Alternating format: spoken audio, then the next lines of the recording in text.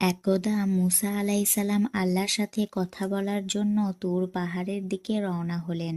কিছু সময় পথ চলার পর তিনি তুর পাহাড়ে এসে পৌঁছালেন। তখন আল্লাহ রাব্বুল আলামিন গায়েবী আওয়াজের মাধ্যমে হযরত মুসা আলাইসাল্লামের সাথে কথা বলা শুরু করলেন। হযরত মুসা আলাইসাল্লাম আল্লাহ রাব্বুল আলামিনকে জিজ্ঞাসা করলেন, হে আল্লাহ, আমি জানতে চাই জান্নাতে আমার সাথে কে থাকবে। তখন আল্লাহ বললেন, হে মূসা, এই বনী ইসরায়েলের মধ্যে একজন কসাই বসবাস করে। সে তোমার সাথে জান্নাতে থাকবে এবং সেই তোমার জান্নাতের সঙ্গী হবে। এরপর হযরত মূসা আলাইসাল্লাম বিনয়ের সাথে জানতে চাইলেন, হে আল্লাহ, আমাকে আপনি নবী বানিয়ে এই পৃথিবীতে পাঠিয়েছেন। আমার সাথে তো জান্নাতে থাকার কথা কোনো আল্লাহওয়ালা ব্যক্তির, তাহলে আমার জান্নাতের সঙ্গী কেন কসাই হবে?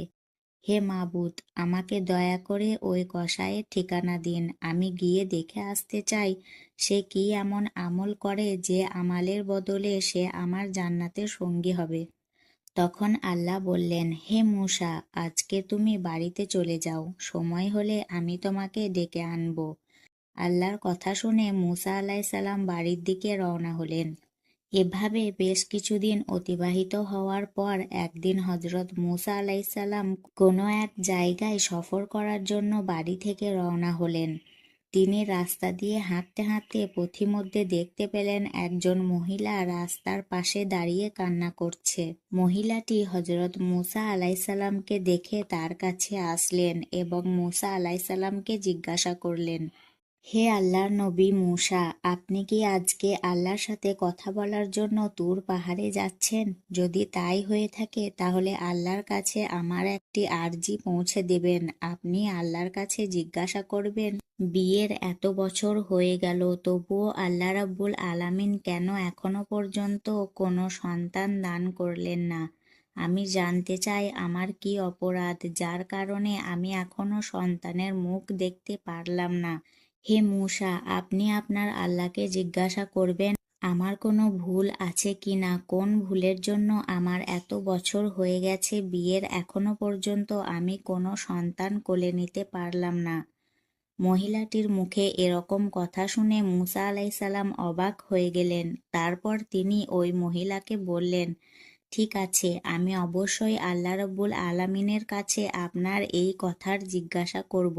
তারপর মূসা আলাইসাল্লাম সামনের দিকে হাঁটতে লাগলেন। তারপর তিনি মনস্থির করলেন আর সফরে যাবেন না। তারপর তিনি তুর পাহাড়ের দিকে রওনা হলেন এবং তুর পাহাড়ে এসে আল্লাহ রাব্বুল আলামিনের সাথে কথা বলা শুরু করলেন। মূসা আলাইসাল্লাম আল্লাহর কাছে জানতে চাইলেন, হে আল্লাহ, আমি রাস্তা দিয়ে আসার সময় এক মহিলা আমাকে বলেছে তার বিয়ের অনেক দিন হয়ে যাবার পরেও তাকে কেন আপনি এখনো কোনো সন্তান দান করেননি। সে জানতে চেয়েছে তার কি এমন অন্যায়, কি এমন অপরাধ যার কারণে আপনি বিয়ের এত বছর পরেও সে কোনো সন্তানের মুখ দেখতে পারল না।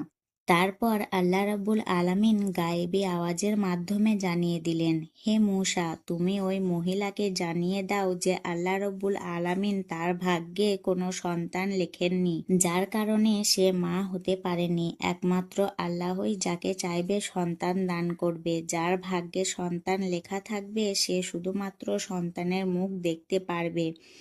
ওই মহিলার ভাগ্যে কোনো সন্তান লেখা নেই, তাই সে কোনোদিন মা হতে পারবে না। আল্লাহ রাব্বুল আলামিনের কাছে এরকম কথা শোনার পর হযরত মূসা আলাইসাল্লাম বাড়ির দিকে রওনা হলেন। হঠাৎ করে তার ওই মহিলার কথা মনে পড়ে গেল। তারপর তিনি ওই মহিলার বাড়ির দিকে রওনা হলেন। অতঃপর তিনি ওই মহিলার বাড়ির ভিতর প্রবেশ করলেন এবং ওই মহিলাকে বললেন, হে মা, আল্লাহ রাব্বুল আলামিনের সাথে আমার কথা হয়েছে।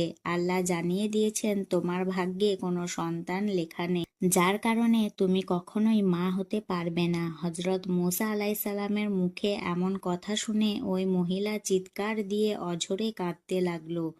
মূসা আলাইসাল্লাম সেখান থেকে চলে আসলেন। ওই ঘটনার কিছুদিন পর একজন আল্লাহওয়ালা বুজুর্গ ফকির আসলেন এবং বললেন, বাড়িতে কি কেউ আছেন? আমাকে কিছু খেতে দিন, আমি বেশ কিছুদিন যাবৎ না খেয়ে আছি, আমাকে কিছু খেতে দিন, নিশ্চয়ই আল্লাহ আপনার মনের আশা পূরণ করবেন। তখন ওই মহিলা ওই ব্যক্তিকে ঘরের ভিতর নিয়ে আসলেন এবং তাকে 4টি রুটি খেতে দিলেন এবং খাওয়ার পর ওই মহিলা ফকিরকে উদ্দেশ্য করে বললেন, আপনি তো আল্লাহ তাআলার বুজুর্গ ফকির, আপনি আল্লাহ তাআলার নিকট দোয়া করেন যেন আল্লাহ রব্বুল আলামিন আমার গর্ভে একটি সন্তান দান করেন। আমার গর্ভে আল্লাহ রব্বুল আলামিন এখনো পর্যন্ত কোনো সন্তান দান করেননি, আপনি একটু দোয়া করে দিন যাতে মহান আল্লাহ আমাকে একটি সন্তান দান করেন। তারপর ওই বুজুর্গ ব্যক্তিটি দোয়া করে চলে গেলেন। তারপর কয়েক বছর পর হযরত মুসা আলাইসাল্লাম আবার কোনো এক সফরে রওনা করলেন।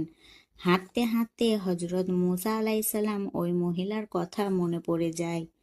তারপর হযরত মুসা আলাইসাল্লাম ওই মহিলার বাড়িতে প্রবেশ করেন। মহিলার বাড়িতে প্রবেশ করে হযরত মুসা আলাইসাল্লাম যা দেখলেন তা দেখে তিনি বিস্মিত হয়ে গেলেন। তিনি দেখলেন ওই মহিলা একটি শিশুকে কোলে নিয়ে মনের আনন্দে খেলা দিচ্ছেন। মহিলাটি হযরত মুসা আলাইসাল্লামকে দেখে তার কাছে আসলেন আর বললেন, হে আল্লাহর নবী মুসা, আপনি এসেছেন?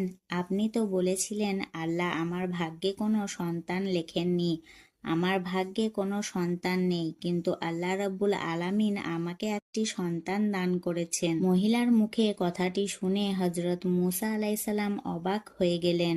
তখন তিনি আর কিছু না বলে সোজা তুর পাহাড়ের দিকে রওনা হতে লাগলেন।